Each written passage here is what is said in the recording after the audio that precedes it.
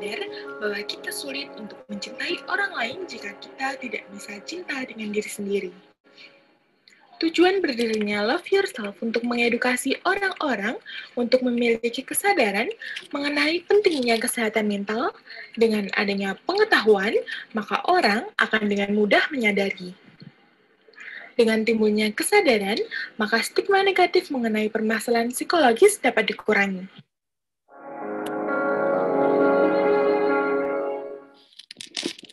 Nah, kurang lebih penjelasan singkat tentang Love Yourself. So, cintailah dirimu sendiri sebagaimana kamu mensyukuri apa yang telah diberikan oleh Tuhan Yang Maha Esa. I love myself.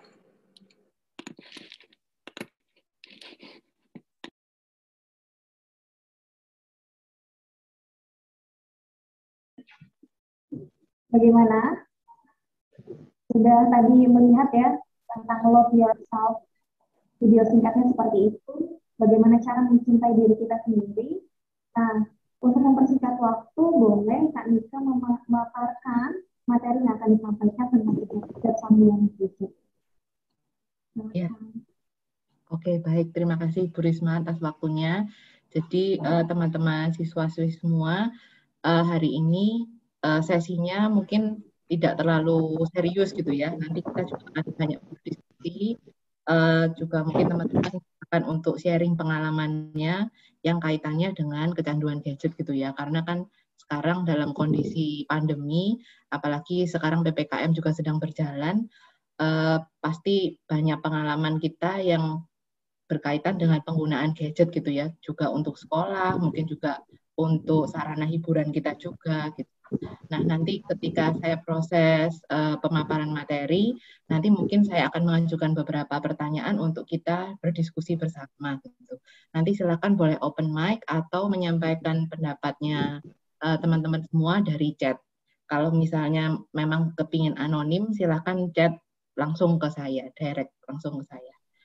Nanti saya tidak akan bacakan namanya, tapi saya bacakan pendapatnya saja. Baik, dari saya begitu. Apakah saya sudah bisa share screen, Ibu Risma? Atau mungkin dibantu dari sekolah untuk pemaparan materinya?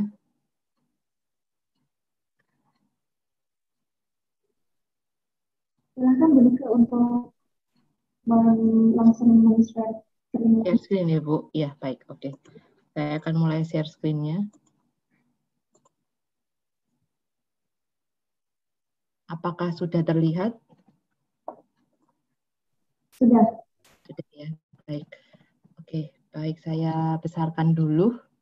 Ya, baik. Jadi seperti yang tadi disampaikan oleh Pak Reddy dan Bu Risma, hari ini kita akan berbincang-bincang juga mengenai kecanduan gadget gitu ya. Jadi saya langsung ke menu hari ini. Jadi hari ini kita akan membahas 5 topik utama yang kaitannya dengan kecanduan gadget. Jadi yang pertama, sebetulnya apa sih kecanduan gitu ya? Kan istilah kecanduan itu sebetulnya kita tidak asing lagi gitu ya, sering kali dibahas baik dalam bentuk dalam buku pelajaran kita mungkin ya, atau dari media massa lainnya, entah itu di artikel di internet, artikel di koran, majalah. Sebetulnya istilah yang sangat umum. Kemudian kalau kecanduan gadget itu yang seperti apa bentuknya. Kemudian yang kedua, kita coba cek diri sendiri apakah kita sudah masuk kriteria kecanduan atau memang kita bisa menggunakan gadget dengan cara yang sewajarnya gitu ya, sesuai memang dengan kebutuhan dan tanggung jawab kita sebagai seorang siswa. Kemudian apa yang mendorong kita kecanduan gitu, karena ada banyak motivasi yang bisa membuat kita jadi kecanduan gadget. Dan yang keempat, kenapa sih kok sulit berhenti dari perilaku kecanduan secara umum, tapi secara khusus juga tentang gadget gitu ya. Kemudian yang kelima, bagaimana menggunakan gadget yang sehat. Nanti saya juga menyampaikan beberapa strategi kegiatan pengganti yang mungkin nanti bisa dicoba untuk dilakukan ketika kita lagi sumpek atau lagi kesepian gitu ya. Selain bermain gadget itu kegiatan apa yang mungkin bisa dilakukan. Oke, saya lanjut ke slide berikutnya. Nah, sebelum nanti saya berbicara panjang lebar, saya memulai diskusi ini ya teman-teman. Kira-kira aktivitas apa yang biasa dilakukan ketika sedang bermain gadget? Kan banyak banget ya aktivitasnya, ada main game, mungkin kita bermedia sosial lewat Instagram, lewat YouTube. Kalau Facebook mungkin sekarang sudah nggak terlalu populer ya di kalangan anak-anak zaman sekarang. Yang lagi in sekarang Instagram, Twitter gitu ya. Kalau boleh tahu kira-kira teman-teman di sini atau mungkin juga Bapak Ibu guru yang hadir di sini, kira-kira aktivitas apa yang paling sering dilakukan ketika bermain gadget? Entah itu dari PC, dari tablet, dari smartphone. Jadi pilihannya banyak gitu ya. Monggo silakan men-sharingkan pengalamannya.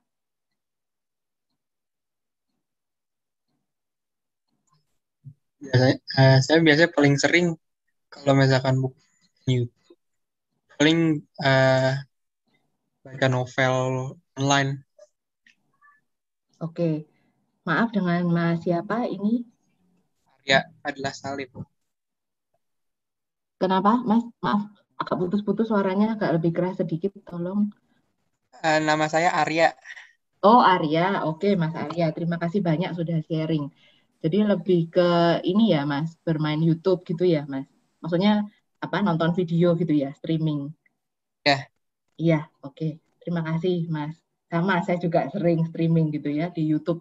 Karena sekarang hampir semua show yang ada di TV sekarang juga ada versi video YouTube-nya gitu. Oke, terima kasih banyak Mas Arya. Mungkin teman-teman lain ada yang mau sharing? Mungkin Bapak Ibu Guru yang mau sharing juga boleh. Twitter, kalau saya Mbak Nisa. Jadi kalau Bu di Risma. saya ngerasa udah terlalu ingin tahu berita terbaru, jadi suka apa ya? Jadi lama-lama habis waktu 1 jam pengen buka lagi gitu.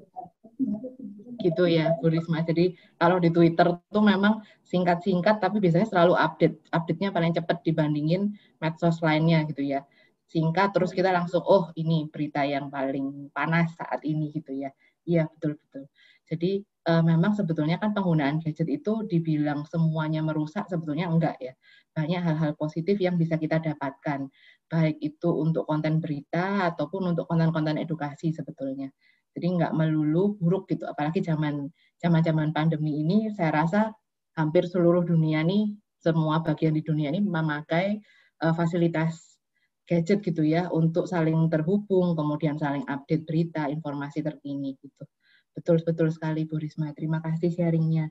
Mungkin teman-teman yang lain boleh saya tunggu 2-3 orang lagi, nanti kita masuk ke pertanyaan diskusi berikutnya. Ini sambil saya catat tadi. Monggo silakan. Kalau saya sendiri sih lebih banyak pakai Instagram ya. Sekarang tuh lebih ke Instagram juga, YouTube juga karena banyak video-video yang bisa jadi sumber saya juga untuk menyusun materi, kemudian untuk video-video terapi saya juga belajar dari situ. Banyak kuliah-kuliah online juga, webinar. Jadi memang sangat berguna gitu ya. Belum tentu konten-konten di YouTube juga sesuatu yang tidak ada manfaatnya gitu. Kalau anak zaman sekarang tuh bilangnya unfaedah gitu ya. Oke, mungkin teman-teman yang lain, monggo silakan. Ayo barangkali Siska. Ada yang mau chat? Iya, boleh. Via chat boleh. Kalau saya paling sering sih bukanya aplikasi TikTok gitu loh. Kalau lagi bosen, ya, betul. Kalau lagi nggak ngapa-ngapain, pasti bukanya TikTok. Iya, betul. TikTok tuh yang paling menghibur ya, Mbak. Iya. Dengan Mbak siapa ini? Saya agak kesulitan melihat karena saya share screen. Maaf, boleh mengenalkan diri dulu. Halo? Ini yang tadi. Iya, yang tadi, Mbak. Nama saya Destia. Destia. Oh, Destia. Iya, terima kasih Mbak Destia. Betul. Ya. TikTok itu juga membantu ya, Mbak Destia. Jadi banyak konten-konten yang menghibur ya kalau di TikTok tuh. Entah itu konten-konten hewan peliharaan gitu ya, atau nyanyi-nyanyi, terus dan itu nari-nari gitu ya. Betul banget. Anak saya juga suka banget pakai TikTok untuk hiburan. Oke, terima kasih Mbak Destia responnya. Kemudian ini juga ada yang mengungkap dari chat, sharing dari chat Mbak Cahya Andini. Oh ya, seringkali baca komik dan webtoon. Ya, betul. Ini juga kelewatan tadi ya. Sebetulnya gadget juga ada webtoon gitu sekarang dengan berbagai macam merek gitu ya. Kalau dulu webtoonnya yang saya tahu yang dari Line. Sekarang macam-macam mereknya ya. Jadi itu juga termasuk sarana hiburan, betul. Nah, ini Bu Risma ya, Bu Risma yang bertanya ya. Menggunakan gadget untuk hal lainnya. Oke, oh ya, nonton film. Ya, terima kasih Mbak Delinda. Betul, nonton film juga bisa kita pakai untuk streaming soalnya ya. Betul, lewat aplikasi. Ya, ada lagi yang pakai Twitter. Terima kasih Mbak Sora. Ya, banyak sekali ya sebetulnya. Ada yang juga pakai WeTV dari Mbak Siska. Dari Mas Bagas, main game. Nah, ya betul, main game online juga sekarang makin banyak. Bahkan game online sudah jadi e-sport ya sekarang. Sudah ada kompetisi dunianya bahkan. Oke, yang juga membuat gambar. Nah, cari ide gambar juga pemanfaatan yang bagus gitu ya, selain hiburan. Kita juga bisa meningkatkan skill lewat media aplikasi sekarang, betul. Oke, ada yang diskusi di Discord juga dari Mas Muhammad Attar. Kalau tadi yang menggambar dari Mbak Denia Putri ya. Oke. Mbak Naura Kamila, ya, I feel you ya, nonton drakor. Sama saya juga suka nonton drakor. Betul, karena kita juga bisa streaming nonton drakor ya lewat website ataupun lewat apps gitu ya, banyak sekali. Oke, Instagram betul sama Mbak Ayu, Mbak Maya Ayu sama saya juga. Ya, nonton drama dari Cina juga ya Mbak Siska. Oke. Jadi memang dari jawaban teman-teman kebanyakan memang untuk hiburan gitu ya tujuannya.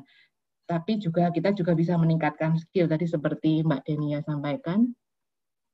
Ya, dari Mbak Denia ya. Kita bisa meningkatkan skill kita, entah itu menggambar atau mungkin juga bisa dari ini ya, skill-skill presentasi itu saya lihat ada beberapa apps yang juga bisa membuat kita tuh memandu kita untuk berlatih itu gitu. Betul. Terima kasih banyak respon-responnya. Nah, saya boleh lanjut ke pertanyaan berikutnya. Saya catat.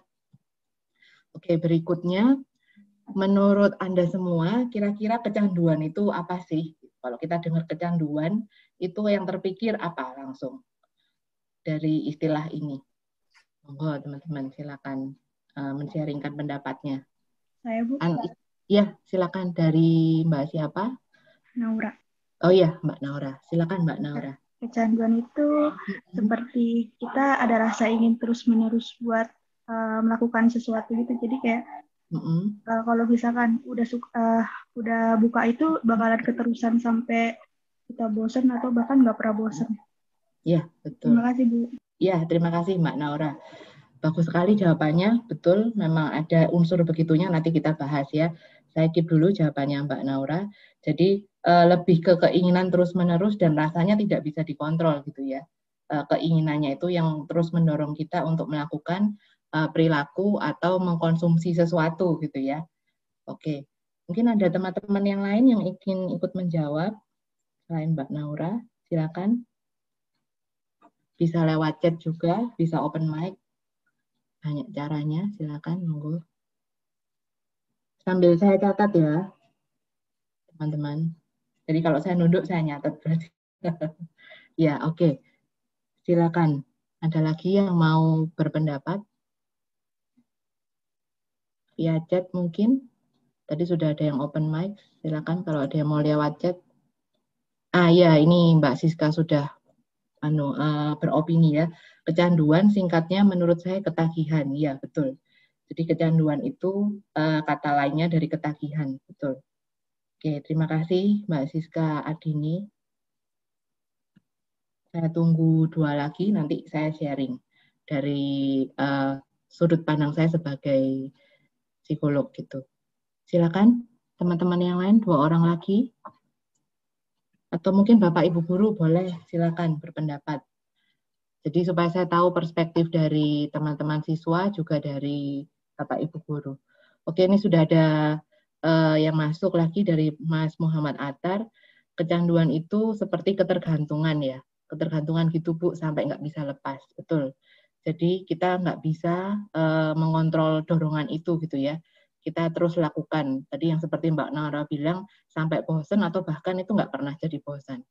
Nah, ini juga ada Mbak Delinda Diwani, nggak bisa berhenti melakukan suatu hal. Ya, betul.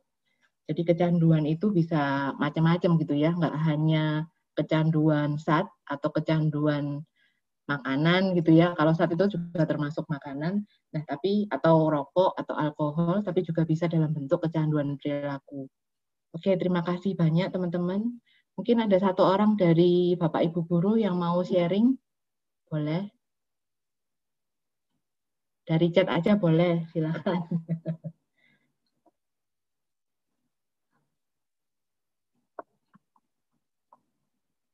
Atau Bu Risma, mungkin Bu Risma mewakili Bapak Ibu guru.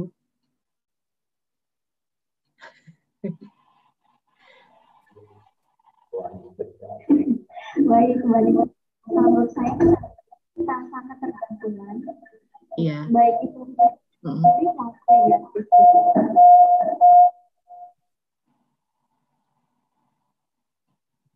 Mbak Risma, maaf tadi agak keganggu suaranya. Atau mau di chat aja boleh, nggak apa-apa. Iya, biar jelas. Oh iya, ini ada lagi dari Pak Ade ya. Pak Ade yang kemarin ya, Pak Ade terima kasih responnya.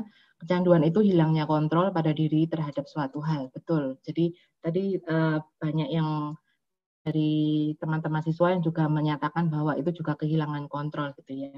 Baik, terima kasih Pak Ade responnya.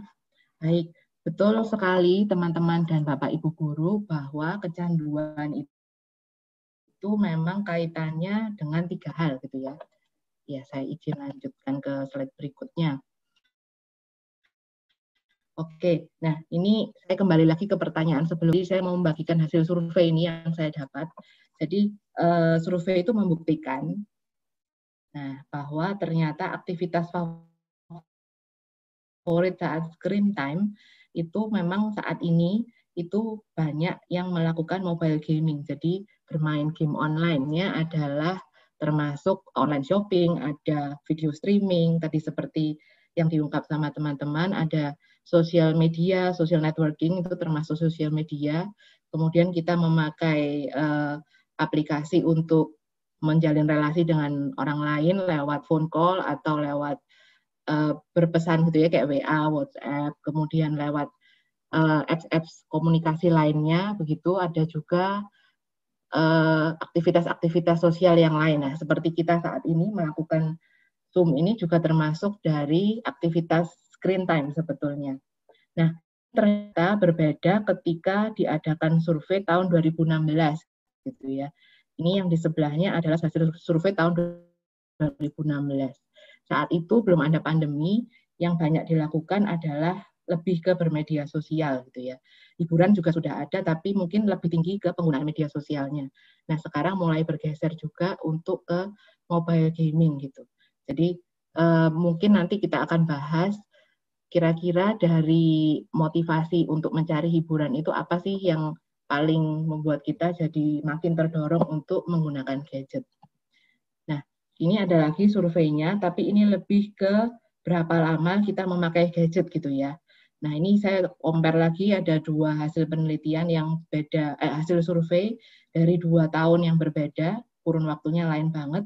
Yang satu 2017, yang satu lagi tahun 2021.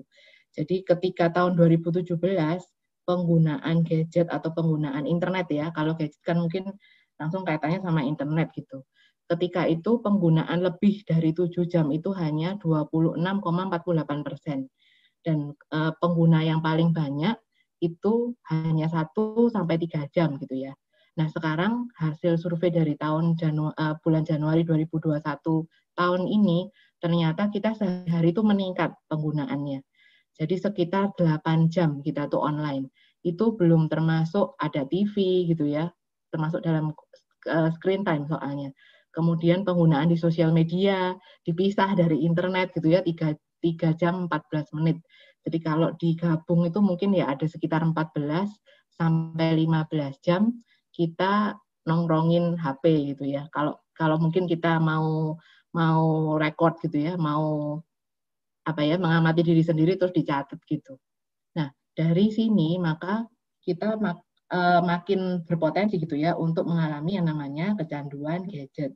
Nah, nanti seperti yang disampaikan oleh teman-teman dan Bapak Ibu guru bahwa kecanduan gadget itu sama sebetulnya seperti kecanduan lainnya.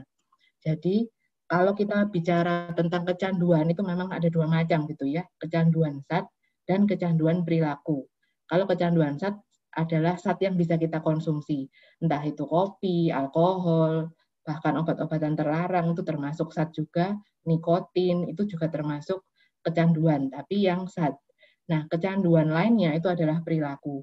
Contohnya seperti berjudi gitu ya. Kemudian ini yang kita bahas hari ini bermain gadget atau game online. Kemudian pornografi, shopping, bahkan juga jadi kecanduan sekarang ya.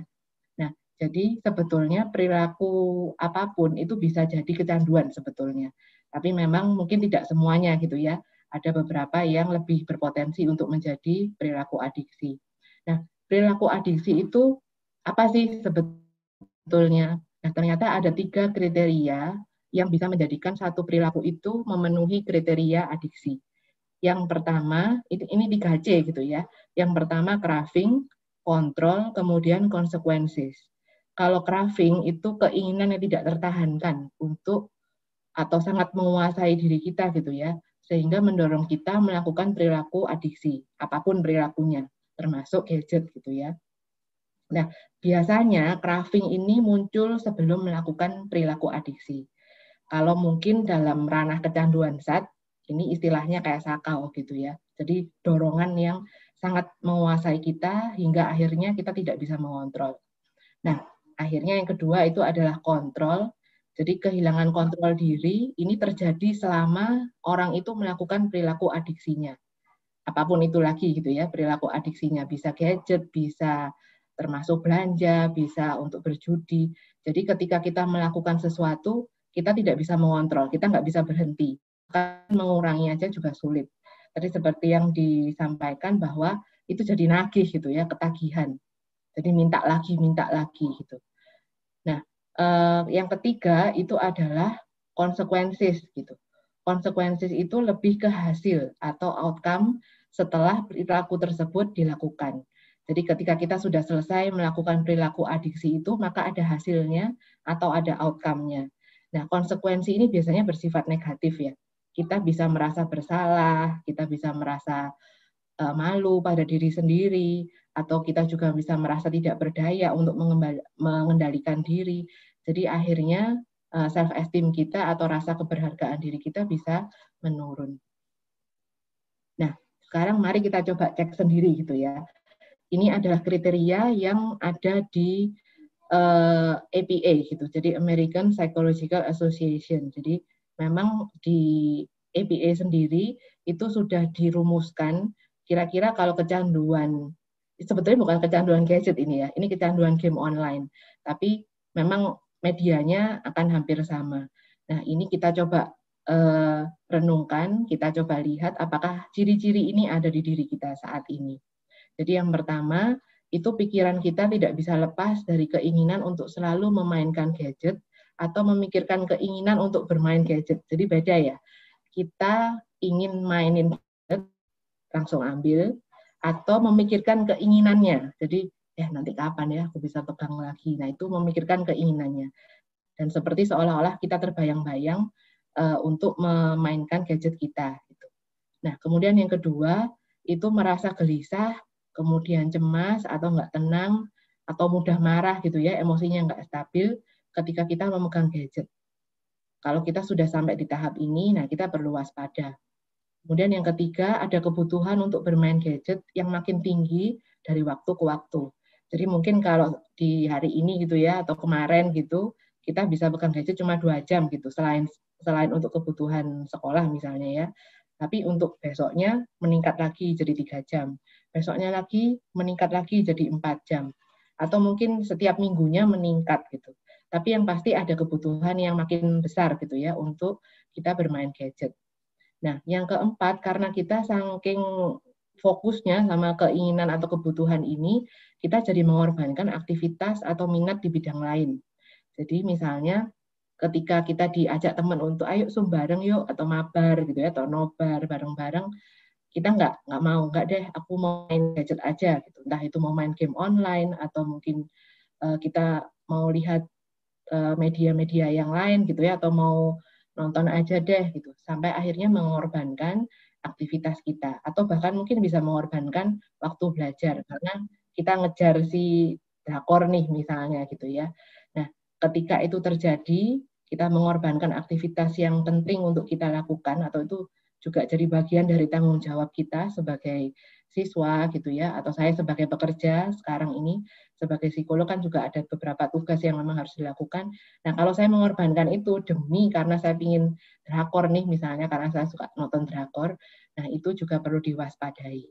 Gitu. Kemudian yang kelima, nah tadi seperti yang sudah diungkapkan oleh teman-teman di diskusi, kita merasa nggak mampu gitu ya, atau nggak berdaya untuk mengurangi atau mengontrol keinginan kita atau kebutuhan kita untuk bermain gadget. Nah, ini ada beberapa kriteria lainnya. Jadi cukup banyak kriterianya, ada 9. Nah, nanti teman-teman bisa sambil mendata dirinya sendiri. Kira-kira dari 9 ini ada berapa sih yang termasuk dalam dirinya teman-teman gitu ya. Nah, ini lanjut lagi dari yang ke-6 sampai ke-9 gitu. Jadi yang ke-6 itu terus melanjutkan bermain gadget meskipun menyadari bahwa dirinya ini ada masalah sebetulnya. Jadi misalnya nilainya mulai turun, atau mulai ketika kita mau Zoom untuk kegiatan sekolah, mulai turun motivasinya, mulai kita merasa malas gitu ya, atau merasa jenuh gitu, karena kita lebih suka untuk bermain gadget. Nah, ini juga perlu dicatat gitu ya, bahwa ini berbahaya gitu, perlu dikelola atau perlu di-sharingkan ke orang-orang yang mungkin bisa membimbing kita. Kemudian yang ke-7 itu mulai berbohong misalnya pada keluarga atau orang lain tentang waktu yang dihabiskan untuk main gadget gitu. Jadi ketika ditanya, loh kamu habis main gadget ya? Oh enggak kok, padahal kita juga habis buka sesuatu di smartphone kita atau di tablet kita gitu. Padahal kita diingatkan untuk belajar. Nah ini juga mungkin bisa jadi pertanda gitu ya, salah satunya.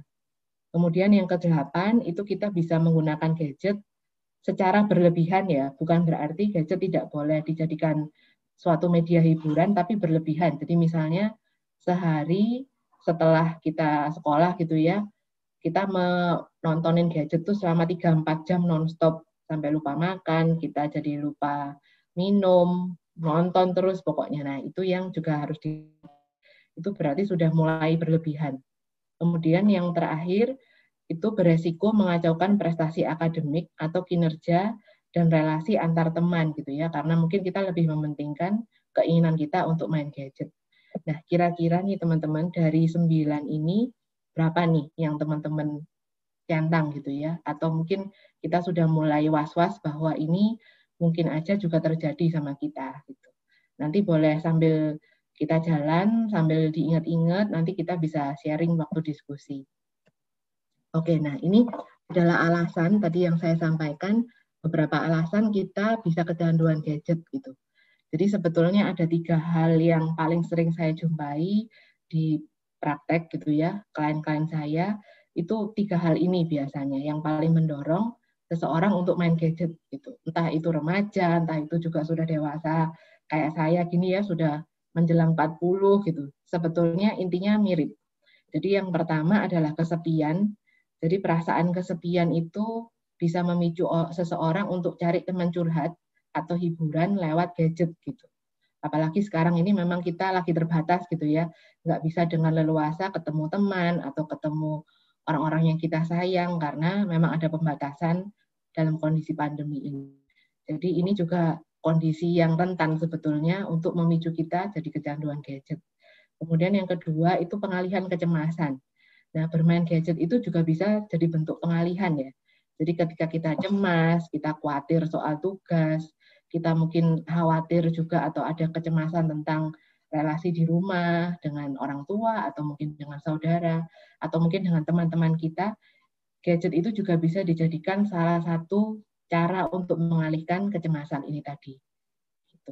Nah, ini mungkin nanti teman-teman juga sambil ini ya, merefleksikan ke diri sendiri kira-kira apa sih motivasi atau motivasi saya untuk memainkan gadget. Mungkin tidak harus jadi kecanduan ya teman-teman, tapi dengan kita bisa melihat alasan apa sih yang sering kita pakai untuk akhirnya kita memutuskan untuk main gadget gitu. Nah, itu nanti akan berguna untuk strategi pengelolaannya. Nanti kita bahas lagi di belakang. Nanti ini masuk lagi ke sini. Dan yang terakhir nih rasa bosan. Nah, ini juga termasuk ya. Kita sekarang nggak bisa jalan-jalan, nggak bisa dengan leluasa berwisata gitu ke tempat-tempat yang mungkin biasanya itu kita pakai sebagai sarana hiburan gitu ya, atau sarana untuk rilis stres gitu. Nah, rasa bosan ini juga bisa seorang untuk mencari hiburan atau excitement lewat bermain gadget. Nah, ini sebetulnya beberapa dampak yang bisa terjadi saat kita sudah levelnya kecanduan gitu ya. Kalau mungkin tadi dari 9 itu, kalau sudah ada sekitar 6 atau 7, nah itu sudah level was-was gitu ya. Kita perlu merefleksikan diri, kemudian mulai mengelolanya dengan lebih serius. Nah, ini dampak-dampaknya ketika kita sudah kecanduan gadget. Jadi ada 3 jenis dampak umum. Yang pertama adalah dampak fisik gitu ya. Kemudian ada juga dampak psikologis. Ada lagi dampak sosial. Nah, kok bisa ya kecanduan gadget itu jadi masuknya ke fisik? Iya, bisa banget. Karena ketika berlebihan, ini kan dalam ranah kecanduan gitu ya, berarti udah berlebihan, fisik kita itu juga berespon yang dipicu oleh sinar yang sinar yang kita lihat di gadget kita gitu. Kan kalau kita lihat gadget tuh, kayak saya sekarang lihat laptop nih, ada cahayanya gitu ya, blue light.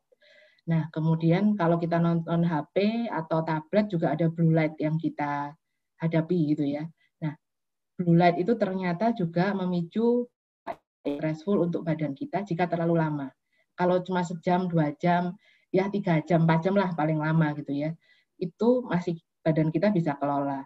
Tapi begitu berlebihan itu bisa memicu terutama masalah tidur, sulit tidur gitu.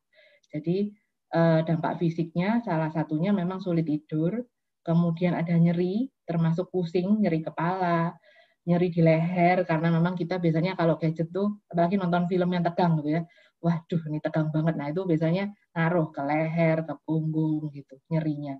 Kemudian ada lagi yang namanya carpal tunnel syndrome. Jadi tangan kita nih, nah ini biasanya untuk gamer ya. Kalau gamer tuh kan pasti, ini intens banget yang namanya tangan. Entah itu pakai mouse atau pakai tablet atau pakai yang lainnya gitu ya. Itu pasti tangannya aktif, tidak hanya seperti nonton saja. Nah, itu bisa juga mengakibatkan cedera yang namanya carpal tunnel syndrome ini tadi. Jadi saya kurang memahami secara detail, tapi seperti ada nyeri di bagian tangan, jadi telapak tangan dan di bagian jari gitu kalau tidak salah.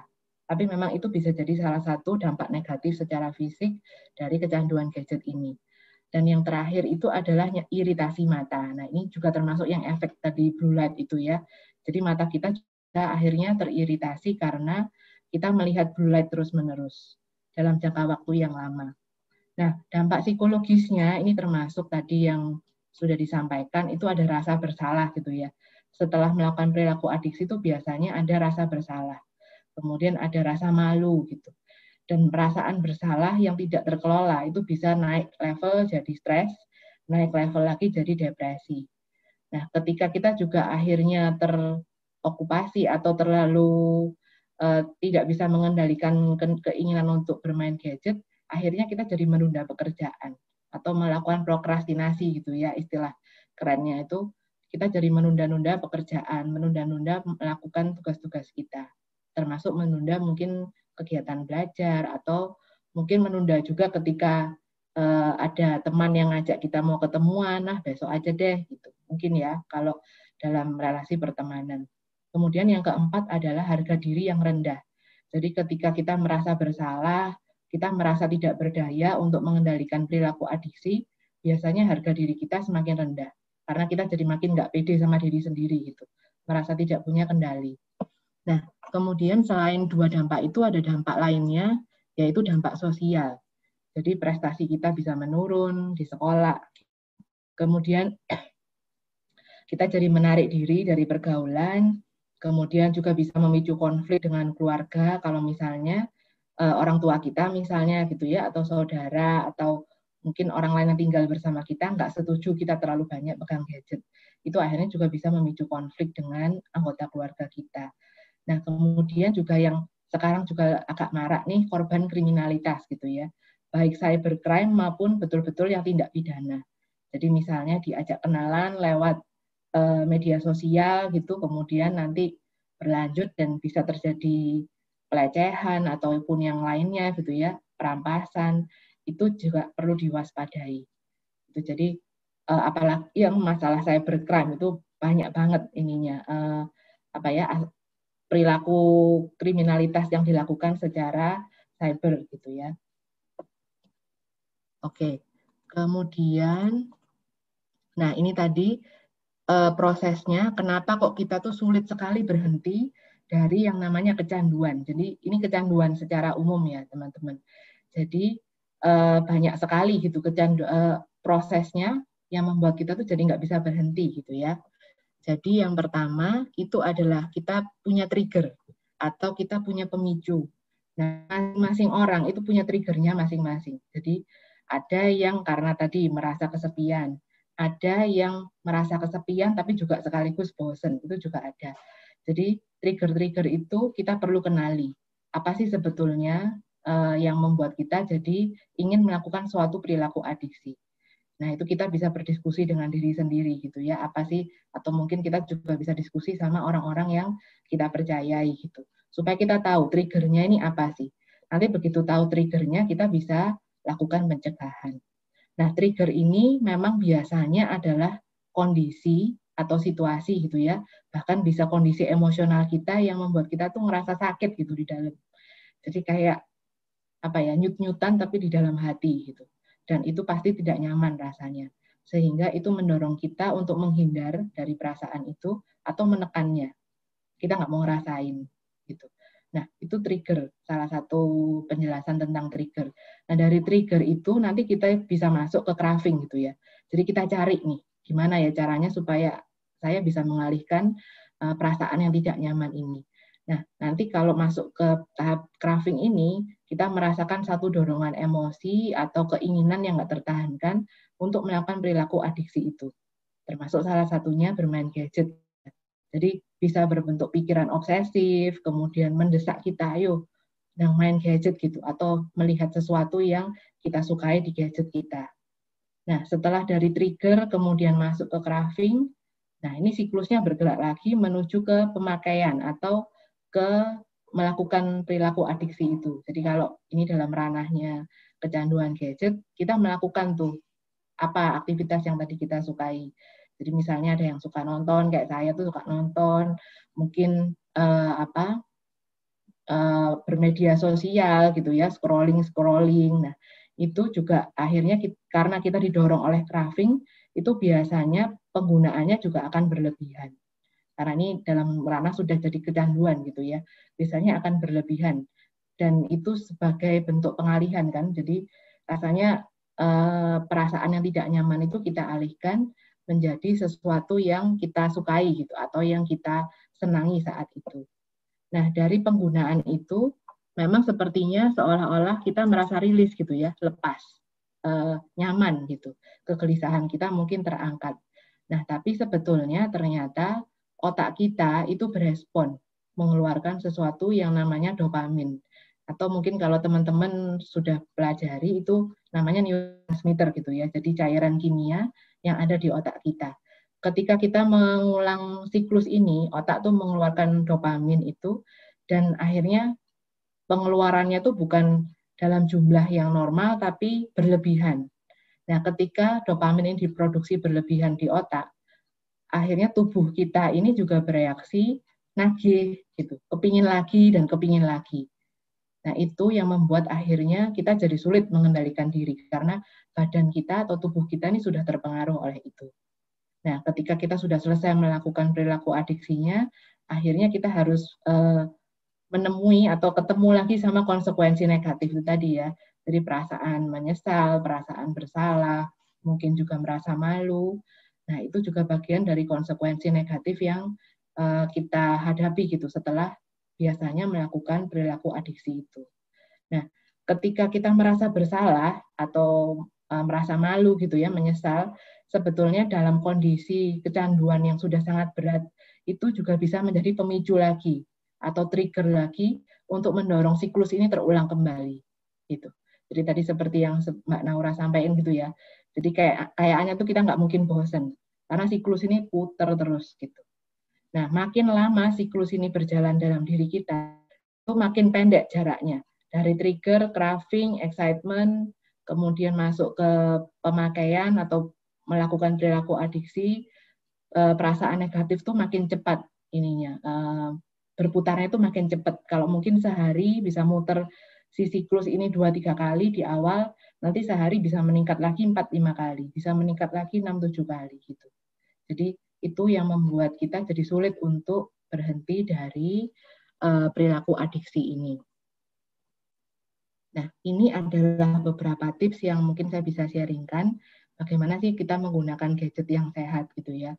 Apalagi zaman sekarang kita memerlukan gadget gitu untuk terus sekolah gitu ya, untuk kegiatan-kegiatan yang memang berguna untuk kita. Jadi yang pertama, coba kita cari tahu motivasi atau alasan yang mendorong kita untuk mainin gadget gitu. Apakah di luar tanggung jawab kita sebagai siswa, apakah ada hal-hal yang mendorong kita untuk melakukan itu tadi, bermain gadget gitu ya. Apakah karena kesepian, atau mengalihkan kecemasan, atau mungkin rasa bosan. Nah, kalau kita sudah tahu itu, nanti kita akan cari kegiatan pengganti yang bisa memenuhi kebutuhan kita dalam 3 hal itu tadi. Gitu. Kemudian yang kedua, kita perlu tetapkan waktu dalam bermain gadget. Nah, ini bisa juga menerapkan buddy system gitu ya. Jadi kita bisa, kalau kita punya geng gitu, kita bisa saling mengingatkan. Wah, jangan berlebihan ya, atau sudah berapa lama mainnya, atau kita belajar bareng aja yuk, supaya kita nggak main gadget sendiri-sendiri, kita barengan aja sekalian nobar, atau mungkin kita sekalian belajar bareng lewat Zoom gitu. Jadi akhirnya itu mengurangi kita asik sendiri dengan gadget.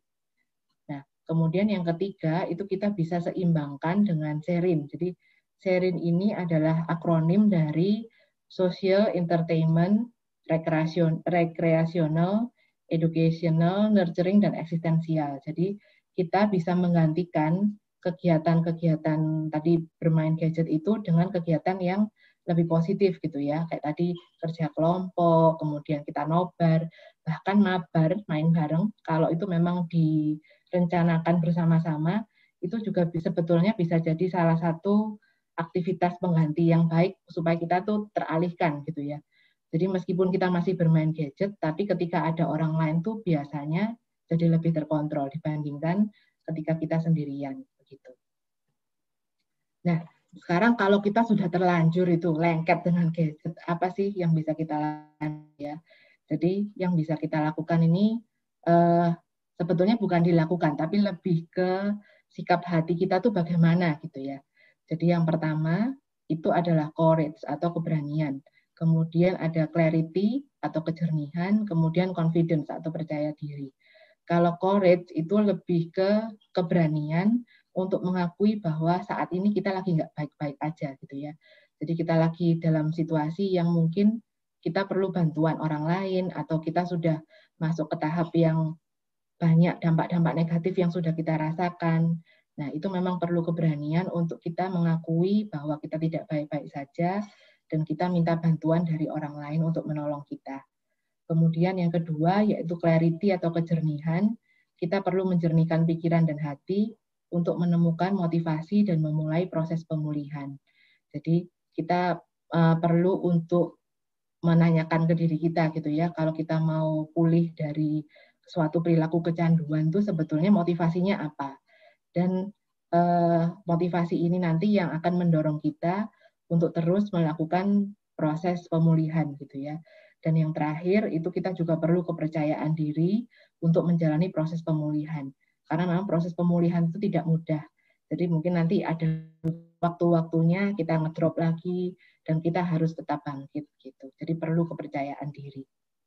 Nah, ini adalah daftar aktivitas yang bisa dijadikan pengganti perilaku adiksi gitu ya. Sebetulnya bentuk perilaku adiksi apapun, tapi karena hari ini kita bisa membahas kecanduan gadget, ini juga bisa dilakukan. Nah, daftar aktivitas ini tuh ada 2 macam. Satu, soothing activities itu lebih ke aktivitas yang membuat kita tenang gitu ya. Kadang ketika kita lagi stres, kita terlalu jadinya bisa jadi cemas, bisa jadi irritable atau gampang marah gitu ya. Itu tandanya sebetulnya badan mental kita tuh perlu ditenangkan gitu. Nah, salah satu aktivitas atau banyak aktivitas ini bisa dilakukan untuk menenangkan baik fisik maupun pikiran kita. Jadi bisa mandi air hangat, kemudian bisa memijat diri sendiri pakai handuk panas, kita bisa membaca buku-buku puisi gitu ya yang menenangkan kita, atau mendengarkan, memainkan, menciptakan musik juga bisa. Nah, snuggling itu lebih ke memeluk sesuatu erat-erat gitu ya. Bisa kalau misalnya ada teman atau mungkin ada, kalau nggak ada teman atau mungkin saudara yang bisa kita peluk gitu, kita bisa meluk guling atau meluk bantal, atau kita berlindung di bawahnya, namanya snuggling. Itu juga bisa meredakan kecemasan atau sesuatu yang buat kita tuh bisa jadi overwhelm atau kewalahan gitu. Kemudian kita juga bisa menari mengikuti musik gitu ya, atau asal bergerak mengikuti musik, itu juga bisa memberi kita ketenangan. Kemudian mengekspresikan emosi dengan berteriak dalam bantal, atau mungkin kita punya area di rumah yang seperti lapangan gitu, silakan berteriak di situ juga tidak apa-apa. Jadi ketika kita mengekspresikan emosi dengan bebas, itu kita juga perlu mempertimbangkan keselamatan diri sendiri dan orang lain di sekitar kita gitu ya. Tapi sebetulnya itu boleh dilakukan. Kemudian yang terakhir itu menulis jurnal atau puisi atau surat pada diri sendiri. Nah, aktivitas berikutnya itu lebih ke aktivitas yang meningkatkan untuk kita jadi bisa semangat lagi gitu ya. Nah, beristirahat ini sebetulnya memang aktivitas yang bisa menenangkan, tapi juga bisa membuat kita beristirahat, bisa membuat kita tuh jadi bersemangat lagi gitu ya. Nah, jadi beristirahat ini maknanya luas, bisa tidur, bisa kita juga duduk-duduk di halaman gitu ya, jadi tidak harus tidur. Kemudian grounding exercise itu lebih ke, nanti saya ada gambarnya, nanti saya share di akhir, grounding exercise itu bagaimana melakukannya. Kemudian ada latihan mengelola napas, ada menghabiskan waktu di alam, jalan-jalan di sekitar rumah itu juga boleh kalau kondisinya asri, atau mungkin kita jalan-jalan di tempat-tempat yang sepi, tapi itu connected sama alam gitu ya. Kemudian mengulang kata-kata afirmasi positif, atau mendistraksi diri kita dari perilaku adiksi dengan melakukan aktivitas-aktivitas ini juga termasuk enduring activity, termasuk meminta bantuan kepada orang lain. Nah, ini juga perlu dilakukan, ada self-care, kemudian ada kita harus bersikap baik pada diri sendiri. Nah, self-care ini banyak sekali bentuknya, ada 7 pilar, nanti teman-teman bisa baca. Termasuk hari ini kita mendengarkan webinar ini juga salah satu bentuk self-care gitu ya. Kita meningkatkan pengetahuan kita tentang kesehatan mental.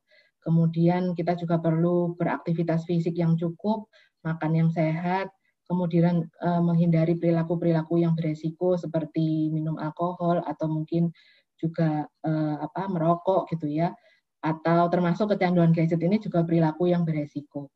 Nah, good hygiene ini yang sekarang sedang digalakkan oleh pemerintah kita dalam prokes gitu ya, dalam kondisi pandemi ini juga perlu kita perhatikan. Dan yang terakhir, kita servis yang tersedia sekarang nih di kita, kayak Gojek gitu ya, Grab untuk ngantar makanan, untuk beli obat, atau mungkin sarana-sarana lain yang ada di media yang bisa kita manfaatkan gitu untuk membantu kita melakukan self-care. Kemudian bersikap baik pada diri sendiri ini lebih ke, kalau kita bisa bersikap baik pada orang lain, nah sikap baik pada orang lain itu sekarang kita tujukan pada diri sendiri gitu ya. Ketika orang lain itu bersalah ke kita bisa memaafkan. Nah, jadi apa salahnya gitu memaafkan diri sendiri gitu ya. Meskipun memang itu untuk beberapa orang yang pernah trauma, memang itu perlu proses yang cukup panjang. Kemudian ada juga self-talk positif gitu ya. Kita juga perlu berbicara yang positif pada diri sendiri. Misalnya ketika kita melakukan kesalahan kayak tadi, kita bukan menghakimi diri sendiri, tapi memaafkan diri sendiri, menerima bahwa itu keterbatasan kita, dan kita mau coba lagi ke depan. Jadi kita menyemangati diri sendiri itu juga bentuk self-talk yang positif. Nah, ini juga bisa membantu lewat dukungan sosial, lewat teman-teman gitu ya. Ada Bapak Ibu guru BK juga di sekolah yang bisa kita ajak untuk berdiskusi atau konseling. Kemudian juga bisa mencari bantuan profesional lewat psikiater atau psikolog. Ya, dari saya begitu dulu, teman-teman semua. Saya juga mau merespon ada beberapa chat tadi yang saya lihat. Oh ya, oke, tadi ada yang ini ya, merespon, iya, ada yang suka window shopping, ya termasuk sebetulnya ya, shopping lewat internet itu juga termasuk perilaku yang bisa membuat kita jadi kecanduan gadget gitu. Oke, terima kasih juga Mbak Destia yang sudah merespon tadi. Ya, oke, ini kita masuk ke sesi berikutnya. Silakan kalau ada yang mau bertanya atau mau sharing, boleh. Saya stop share screen-nya. Terima kasih. Wah, terima kasih banyak ya Kak Ike. Sangat menarik nih. Jadi saya juga jadi tahu, oh ternyata kecanduan gadget itu ada pemicunya, kemudian ada dampak-dampaknya, baik secara psikis, fisik, dan psikologis. Nah, untuk anak-anakku sekalian, barangkali ada nih yang mau bertanya atau sekedar merespon dengan cerita pengalaman kalian sendiri atau keluarga kalian yang istilahnya ada kecanduan gadget. Mau tanya-tanya solusi gimana, atau misalkan saya udah terlanjur nih main game beberapa jam gitu, saya mau berhenti tapi saya nggak tahu caranya gimana. Jadi bisa tanya banget nih sama Kak Ike. Oke, saya mau ngingetin juga bahwa di sesi tanya jawab kali ini ya, ada buat 3 penanya terbaik atau 3 peserta teraktif nih, kita bisa dapat benefit, yaitu konseling dengan salah satu atau dengan para psikolog dari Love Yourself Indonesia. Yuk, baik dari siswa maupun dari guru barangkali untuk mengajukan pertanyaan, dipersilahkan ya.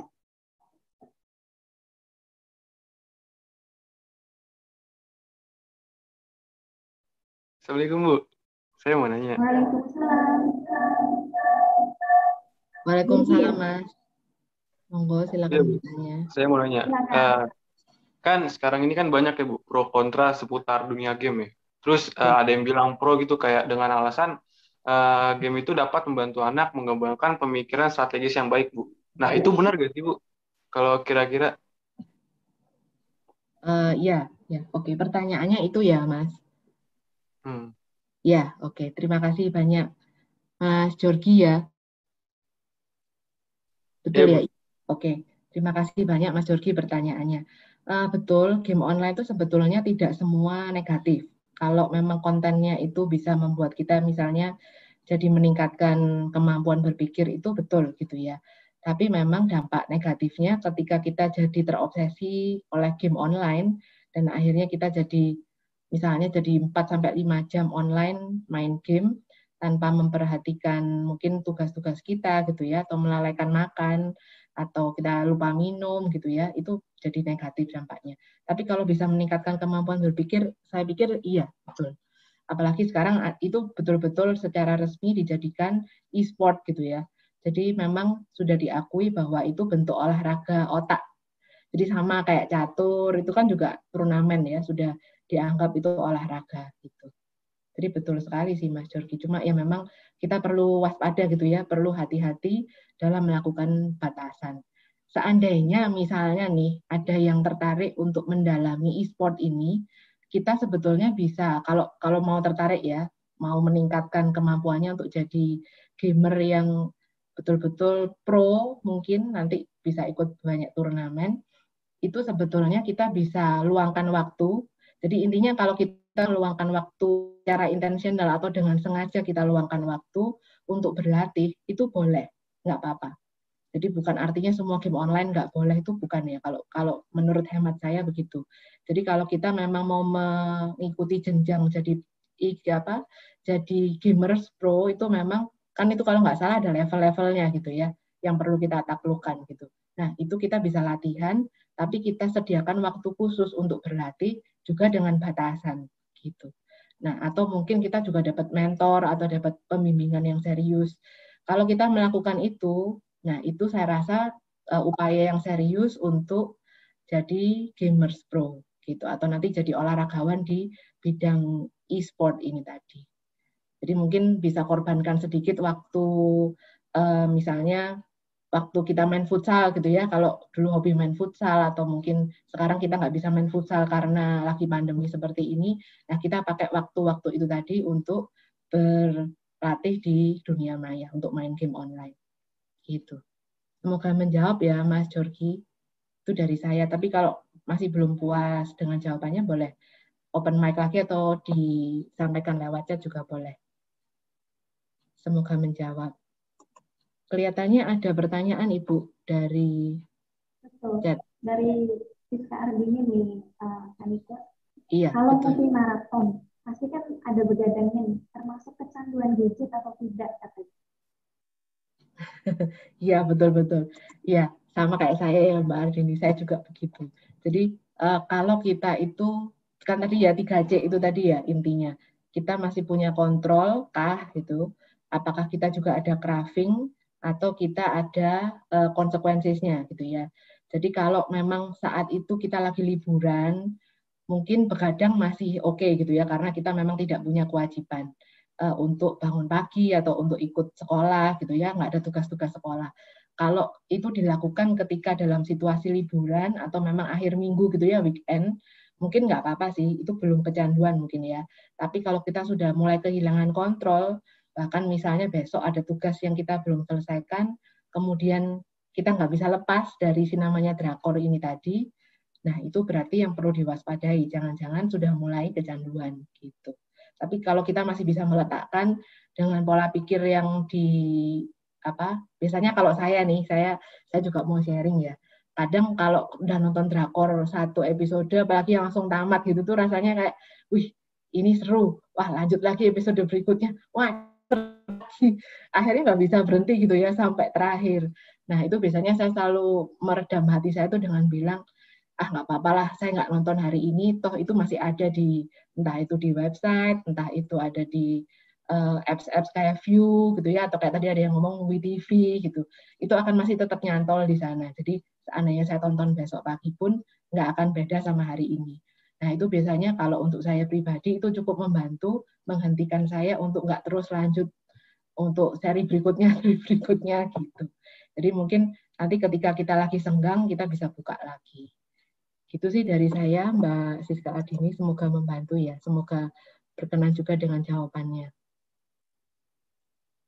Ada lagi Ibu dari Mbak Naura Kamilah ini? Iya, betul. Silakan direspon bagaimana nih kalau video call berjam-jam untuk menghilangkan kebosanan. Iya, jadi video call dengan teman sampai berjam-jam. Oke, nah sebetulnya kalau buat saya ketika kita tuh connect sama orang lain itu bukan kecanduan gadget sebetulnya. Karena kecanduan gadget itu kalau buat saya ataupun perilaku adiksi lainnya itu biasanya kita lakukan sendirian. Bahkan akhirnya itu kita bisa secretive atau merahasiakan itu dari orang lain gitu ya. Kalau itu levelnya sudah kecanduan. Tapi ketika kita bareng teman atau kita memang ngobrol dan memang sekarang ini kondisinya kan lagi nggak menentu gini ya, kita nggak bisa kemana-mana, nggak ada hiburan lain selain mungkin kita teleponan sama teman, sebetulnya nggak masalah sih. Asal tidak mengganggu, intinya nggak mengganggu kewajiban kita gitu ya, nggak mengganggu tugas-tugas kita. Selama itu bisa meningkatkan mood kita jadi lebih baik, nggak apa-apa, buat saya boleh banget. Bahkan di komunitas kami itu, kami sediakan waktu untuk kadang chatting gitu ya, chatting sama sesama member, ada support group juga. Nah, itu kan sebetulnya mirip tuh dengan kita berbagi cerita, berbagi perasaan gitu ya, berbagi pikiran kita, sumpek-sumpeknya kita, bete-betenya kita tuh kita share semuanya. Dan saya pikir itu salah satu kegiatan yang oke sih untuk di kondisi pandemi ya kayak gini nih, untuk mengelola hati kita supaya tetap stabil gitu ya, emosinya tetap stabil. Jadi asal tidak mengorbankan kewajiban kita, it's okay sebetulnya Mbak Naura. Gitu. Semoga menjawab ya Mbak Naura. Oh iya, sama-sama Mbak Siska Ardini, terima kasih. Ada lagi dari Mbak Denia. Ya. Tadi saat Ya. materi itu berkata bahwa memaafkan diri sendiri. Bagaimana caranya memaafkan diri sendiri? Ya, betul. Maafkan diri sendiri ini nggak gampang memang ya.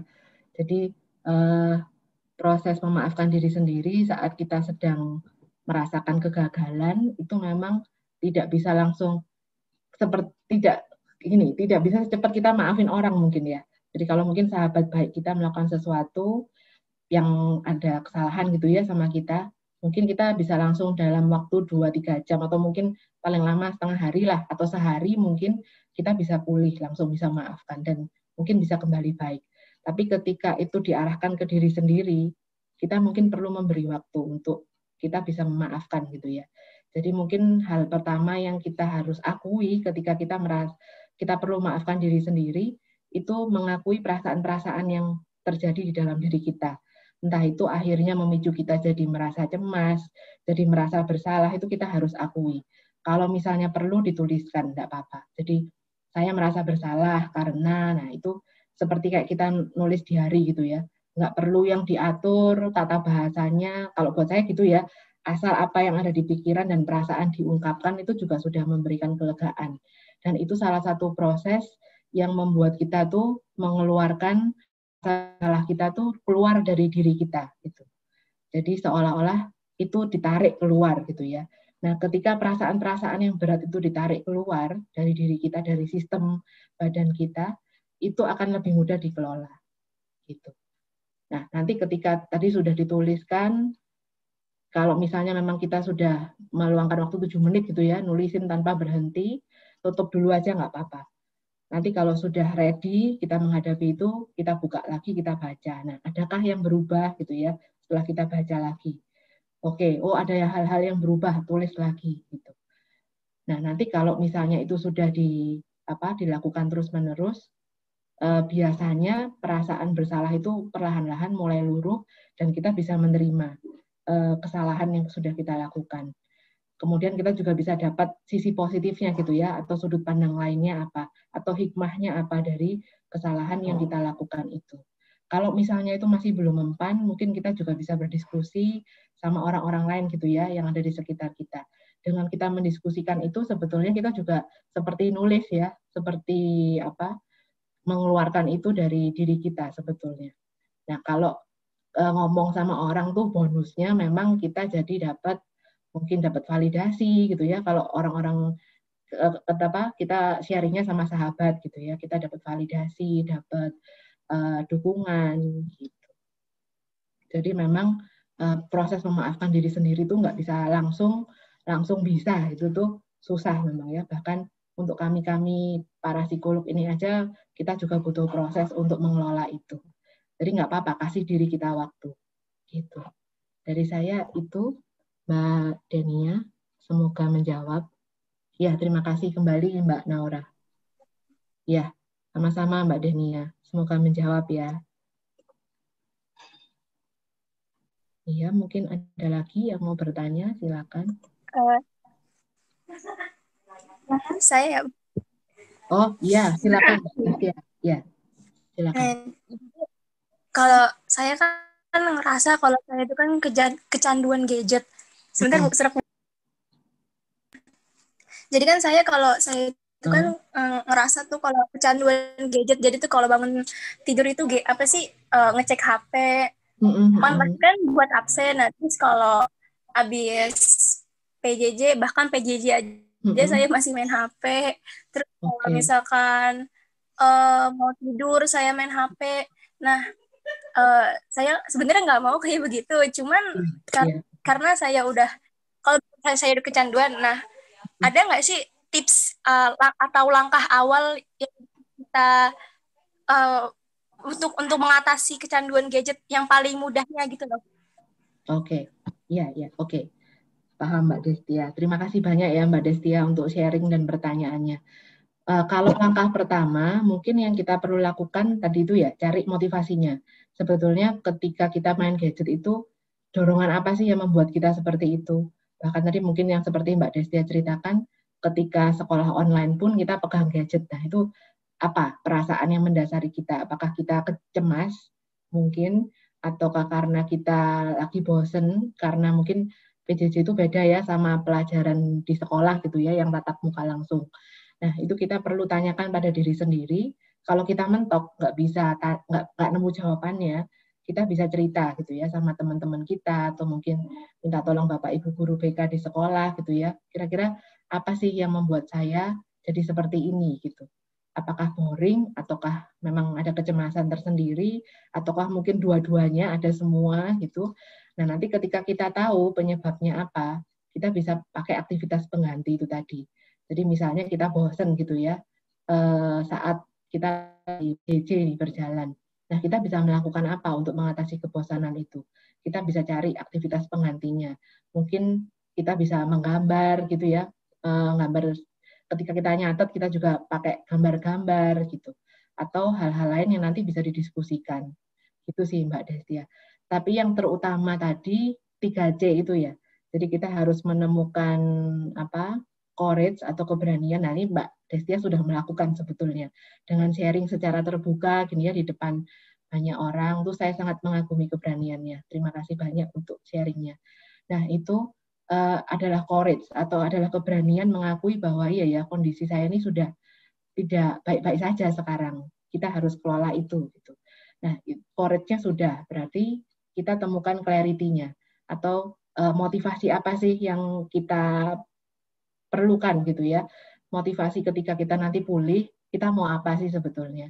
Ataukah kita misalnya mau meningkatkan nilai kita atau mungkin sudah di kelas 3 gitu ya. Jadi kita mau masuk ke universitas tahun depan dan ada universitas yang sudah kita target ini, nanti aku mau masuk ke sana. Nah, itu juga bisa dijadikan motivasi yang mendorong kita untuk proses pemulihannya ini lebih cepat gitu ya, atau kita mau memulainya melangkah menuju ke pemulihan begitu sih. Jadi yang pertama temukan motivasinya, Mbak Desa sudah punya keberanian.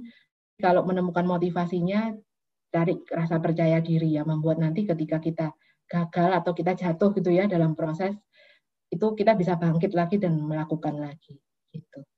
Kemudian tadi cari motivasinya, aktivitas penggantinya yang cocok buat Mbak Destia apa. Jadi aktivitas pengganti itu tuh sangat personal ya. Belum tentu kalau misalnya kayak tadi Mbak Naura tuh senangnya apa, belum tentu Mbak Destia juga bisa lakukan itu dan efeknya sama gitu ya. Kayak tadi Mbak Naura senang teleponan, belum tentu Mbak Destia kalau teleponan juga efeknya bisa sama. Jadi kita mesti trial and error gitu ya, coba-coba gitu. Mana yang paling efeknya positif buat kita. Gitu. Nanti insya Allah nemukan jalannya gitu ya, caranya yang pas untuk diri kita secara pribadi, kita bisa lebih punya aktivitas pengganti gitu. Oke, dari saya itu Mbak Destia semoga menjawab.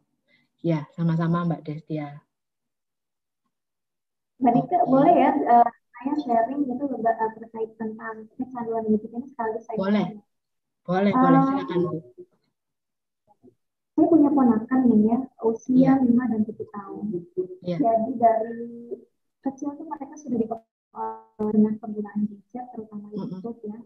Jadi sebenarnya mereka tidak diberikan, ini yang satunya tuh bisa keliling sambil nangis. Benar-benar kadang benda juga dilempar atau benar-benar mukul orang tuanya ya. Jadi supaya diberikan gitu gadgetnya, boleh lagi main YouTube. Nah kalau udah kayak gini, apakah apa cara terbaik untuk kita nih sebagai orang yang terdekat untuk menangani hal tersebut?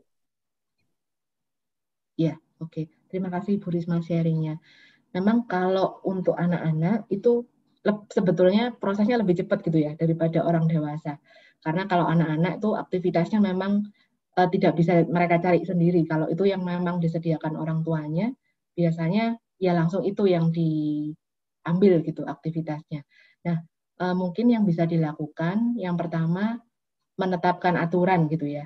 Kalau misalnya anak umur 5 dan 7 tahun, mungkin diajak aja sama-sama berdua untuk membuat kesepakatan. Kira-kira jam berapa sih yang boleh main gadget gitu. Jadi dengan nanti kalau misalnya timbul perilaku yang tadi keliling-keliling kemudian jadi marah-marah, ya itu salah satu bagian dari pengekspresian emosinya dia yang craving itu tadi mungkin ya. Ketika craving itu nggak dipenuhi, memang akhirnya kalau anak kecil bisa tantrumnya keluar gitu karena merasa desakan ini tidak dipenuhi oleh lingkungannya gitu. Nah kalau itu terjadi memang di anak-anak, memang orang tua harus membantu ya karena kalau anak sekecil itu tidak bisa menenangkan diri sendiri biasanya. Jadi butuh bantuan orang tua untuk koregulasi namanya. Jadi mengelola emosi tapi dengan bantuan orang dewasa. Nah, caranya mungkin bisa dilihat kesenangannya anak ini selain main gadget apa. Entah dia mungkin suka main yang lain atau main air gitu ya, atau mungkin main pasir. Ya untuk sementara untuk mengalihkan perhatiannya dari gadget kita bisa ajak mereka main itu. Jadi memang orang tuanya perlu menetapkan batasan pertama, batasan atau peraturan gitu ya yang bisa dilakukan di rumah, dan yang kedua menyiapkan aktivitas berhenti. Dan orang tua sendiri perlu menyiapkan stok sabar gitu ya karena itu butuh kesabaran gitu untuk terus konsisten untuk seperti itu. Nah, stok sabar itu tadi bisa di stok gitu ya emosi positifnya mungkin lewat kegiatan-kegiatan self care tadi yang soothing activities ataupun enduring activities. Melakukan hobi itu juga termasuk yang bisa membuat kita jadi lebih punya stok emosi positif gitu ya untuk nanganin anak. Biasanya begitu sih, Bu Risma. Semoga menjawab ya. Iya, semoga menjawab ya, Bu Risma. Iya, tadi saya, iya, ada Bu, lagi sama-sama. Pak Ade. Tadi saya ngeliat Pak Ade. Iya, betul. Iya tadi. Silakan Pak Ade. Silakan Pak. Oh tadi kepencet itu Bu, tapi nggak apa-apa saya bertanya.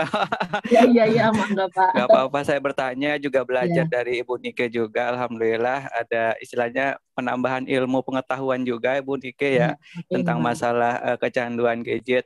Nah ada beberapa hal yang ingin saya tanyakan juga Bu Nike tentang masalah kecanduan di gadget gitu kan ya. Kecanduan di gadget itu kan memang banyak ya istilahnya kondisi kita itu istilahnya memang mengarah kepada apa ya gimana bingung nih istilahnya ketergantungan banget sama hal-hal yang berkaitan dengan gadget gitu kan. Nah saya di sini juga pernah menemukan konseli. Nah konselinya itu berkaitan dengan nomophobia Bu Nike. Nah nomophobia itu kan istilahnya apa ya singkatan dari no mobile phobia ya, iya bentuk ketakutan seseorang jika istilahnya nggak mau lepas deh dari handphonenya. Kalau seandainya handphonenya lepas maka dia akan merasa gelisah gitu pada dirinya, stres, cemas gitu kan. Nah apakah apa namanya kecanduan dengan nomophobia ini sama? Karena kalau saya perhatikan kecanduan dengan nomophobia ini tingkatan stresnya mungkin lebih tinggi ya nomophobia. Betul. Nah, yang saya tanyakan ini kalau seandainya cara konselingnya nih, metode yang harus dilakukan apa ya? Mungkin kita bisa sharing aja kali sama Bu Nike. Apa kita menggunakan teknik konseling behavioristik atau client center ya? Oke. Ya, baik Pak Adi. Supaya gini Bu Nike, supaya anak-anak kalau seandainya dia tahu oh ini stres apa kecanduan, nanti teknik konselingnya kan ini, cara penyelesaian masalah seperti ini. Kalau nomophobia ini kan tingkatannya memang tinggi banget Bu. Iya, betul Pak. Nah, istilahnya kan kita merubah tingkah laku, mungkin dengan teknik behavioristik mungkin bisa kali ya atau apa. Nah itu saya minta pendapat Ibu, penjelasan Ibu berkaitan dua hal ini. Terima kasih Bu Nike. Ya, baik Pak Ade, terima kasih pertanyaannya. Ya, baik, kalau nomophobia memang sebetulnya itu bentuk yang levelnya lebih tinggi gitu ya, betul Pak Ade tadi, dari kecanduan gadget karena sudah levelnya tuh sampai dalam tanda kutip fobia gitu ya. Jadi kecemasannya tuh sangat berlebihan dan sulit dikendalikan. Nah, kalau sudah dalam kondisi seperti itu dan masuk dalam proses konseling, memang teknik yang dipakai itu bisa bermacam-macam gitu ya, tergantung mazhab yang kita pakai itu apa. Dan mazhab ini kan tergantung keahlian kita di situ yang mana gitu ya.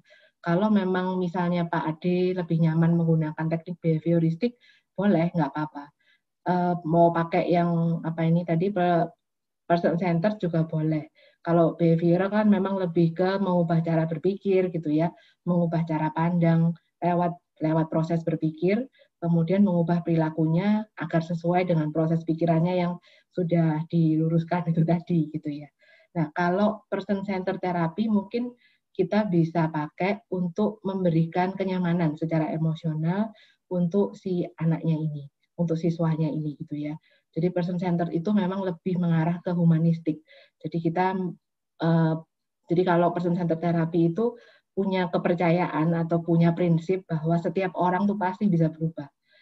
Pasti punya fungsi yang membuat dia itu bisa mengelola permasalahannya sendiri. Jadi kepercayaan si humanistik tuh begitu. Jadi kita memberikan semangat, kita memberikan dukungan secara emosional untuk si siswa ini supaya dia bisa mau atau bersedia mengubah dirinya sendiri. Jadi intinya itu memang ketika siswanya ini menyadari bahwa dia perlu berubah. Ketika itu sudah dapat, itu biasanya jalan menuju proses pemulihan itu akan lebih mudah gitu sih Pak Ade. Jadi kalau kita sudah dapat kepercayaan, kita sudah jadi orang terdekat atau dianggap inner circle-nya gitu ya, itu akan lebih mudah untuk kita bisa membicarakan hal-hal yang lebih pribadi lagi sifatnya gitu. Dan dia bisa lebih terbuka terhadap masukan-masukan kita, termasuk melakukan teknik-teknik tadi. Itu sih Pak Ade dari saya. Kalau mungkin mau ditanyakan lagi boleh. Ya, terima kasih Bu Nike. Ya, terima kasih Pak Ade, sama-sama. Semoga bermanfaat. Ada lagi mungkin yang mau bertanya, silakan. Masih ada waktu. Satu lagi kali ya? Ya, boleh, silakan. Boleh dari Bapak Ibu guru juga, silakan bertanya. Atau mungkin dari teman-teman siswa. Monggo. Dari anak-anak. Silakan. Silakan.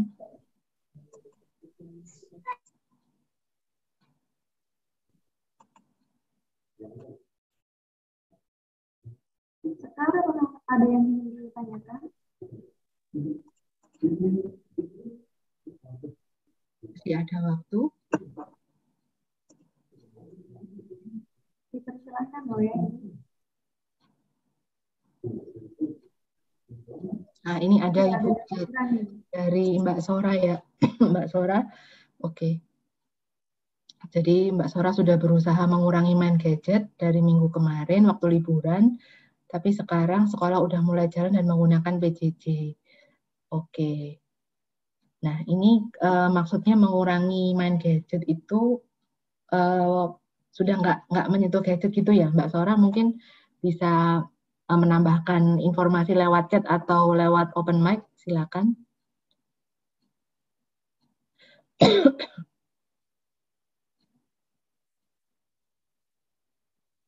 Mbak Sora. Oh ya ini.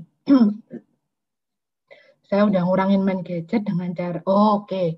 Jadi sebetulnya, aduh maaf, tenggorokan saya kering.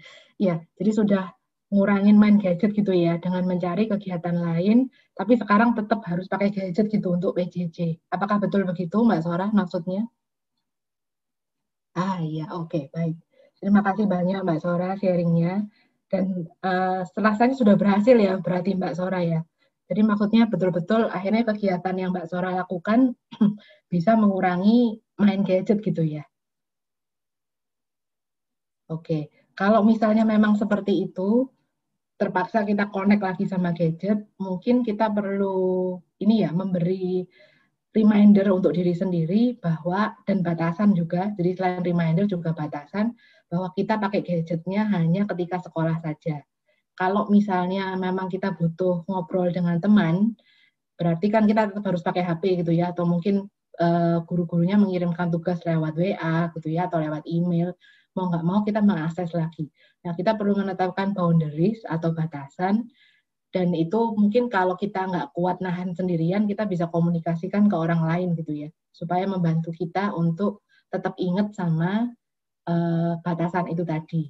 Jadi kita tetapkan body system itu tadi. Ketika kita diingetin sama teman atau diingatkan saudara atau mungkin orang tua kita gitu ya, ketika kita sudah mulai geser ini main gadgetnya, jadi mulai membuka-buka konten yang mungkin itu sudah tidak berkaitan dengan pelajaran. Nah, itu akan lebih membantu kita untuk stick sama batasan tadi. Itu sih, Mbak. Jadi memang kalau PJJ kita nggak bisa hindari gitu ya, harus pakai gadget. Dan kalau memang ada aktivitas yang manjur banget untuk mengurangi kecanduan gadgetnya Mbak Zora, itu tetap dilakukan aja nggak apa-apa. Karena kan itu sudah terbukti berhasil gitu ya, untuk mengurangi keinginan untuk main gadget. Jadi memang kita harus pandai-pandai mengelola waktu, kita cari waktu yang tepat, mana yang kita melakukan kegiatan pengganti tadi, mana yang kita memang bisa pakai gadget untuk keperluan atau kebutuhan kita dalam rangka pendidikan gitu. Jadi tetap aja dilanjutkan, dan kalau misalnya itu nggak mempan, ya coba trial error lagi, cari lagi kegiatan yang kayak adventure gitu ya, ini gagal, cari lagi, kayak kita mengeksplor kegiatan-kegiatan lain yang bisa kita lakukan. Gitu sih Mbak Zora. Selamat ya, tapi sudah menemukan cara sebetulnya. Dan sekarang levelnya naik gitu ya, nahan godaan supaya nggak geser gitu. Meskipun pakai gadget, ini ujian sih, jadi yang kuat ya Mbak Zora. Oke. Terima kasih sharingnya, semoga menjawab ya Mbak Zora. Mbak Nika tadi udah sampai di pertanyaan terakhir nih. Saya mau untuk 3 pemenang yang bisa mendapatkan benefit konseling dengan pihak LYS ini yang bisa di-review vouchernya melalui admin ya. Iya, betul. Kak Ika. Iya. Baik, yang pertama Georgi Renaldi. Sebentar. Iya, Bu Risma. Boleh. Yang pertama atas nama Georgi Renaldi. Kemudian yang kedua atas nama Siska Ardini. Yang ketiga atas nama Denia Putri. Nah, bagi nama yang tadi saya sebutkan, silakan menghubungi admin untuk mereview voucher yang bisa digunakan untuk sesi konseling gratis dengan pihak LYS ya. Saya juga ingin mengingatkan bahwa Instagramnya Love Yourself ini bisa kalian follow karena banyak sekali edukasi tentang kesehatan mental, bagaimana tips-tips untuk sendiri ataupun tentang mencintai diri sendiri nih. Gimana sih caranya gitu, memulai perjalanan untuk mengenali diri sendiri juga. Jadi itu begitu ya Kak Nika ya? Iya, betul sekali Bu Risma. Selamat ya teman-teman yang sudah berhasil memenangkan tiket untuk konseling gitu ya. Jadi di kami juga ada banyak webinar, ada banyak kulwab gitu, kuliah lewat WA yang mungkin nanti teman-teman bisa ikuti, dan biayanya juga sangat terjangkau. Kalau mau jadi member bahkan bisa gratis gitu ya. Dan di sana juga banyak teman-teman lainnya yang kita bisa ajak curhat gitu ya. Kita ada support group, ada juga grup khusus untuk member-member kami gitu. Semoga bermanfaat ya ilmunya. Saya juga mohon maaf kalau misalnya ada kata-kata saya atau ada perilaku saya yang mungkin menyinggung atau salah gitu. Terima kasih banyak sudah memberikan kesempatan di LYS untuk memberi kesempatan LYS untuk ikut berpartisipasi di event ini. Gitu. Terima kasih Bu Risma. Iya. Menunjukkan sedikit ya dari webinar kali ini tentang kedua kecanduan gadget. Ada beberapa penyebab atau pemicu yang bisa berdampak ke penggunaan gadget. Pertama bisa rasa kesepian, kebosanan, atau kecemasan, sehingga kendali diri itu hilang. Inginnya meningkatkan penggunaan waktu, nambah lagi 30 menit ataupun 2 jam dan lain-lainnya. Kemudian sayangnya selain ada efek adiksi, ternyata ini bisa berdampak secara fisik, psikologis, kemudian secara sosial juga. Keengganan kita untuk engage, untuk berinteraksi mengisolasi diri sendiri dengan gadget aja, kebutuhan kita sebagai manusia untuk berinteraksi itu nanti jadi menurun gitu loh. Iya, Ya, betul. nanti akan Betul. menimbulkan dampak yang lain lagi. Untuk Iya. Mbak Nika, ya untuk Pak Redi, Pak Iqbal, Pak Agus, kemudian dari ada Teh Sifat juga mungkin di sini. Saya mengucapkan terima kasih banyak ya atas nama SMA Budi Waman 1. Sungguh sesi ini sangat bermanfaat sekali untuk kami gitu ya. Sama-sama. Dari Bu. saya, Terima bilang kasih. hidayah. Wassalamualaikum warahmatullahi wabarakatuh. Waalaikumsalam. Waalaikumsalam warahmatullahi wabarakatuh. Waalaikumsalam warahmatullahi wabarakatuh.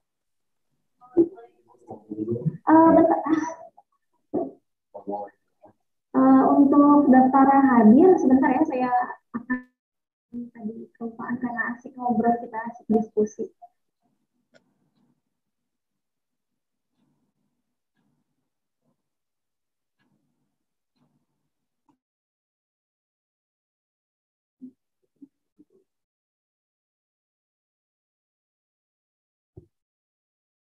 Silakan diisi ya ininya sambil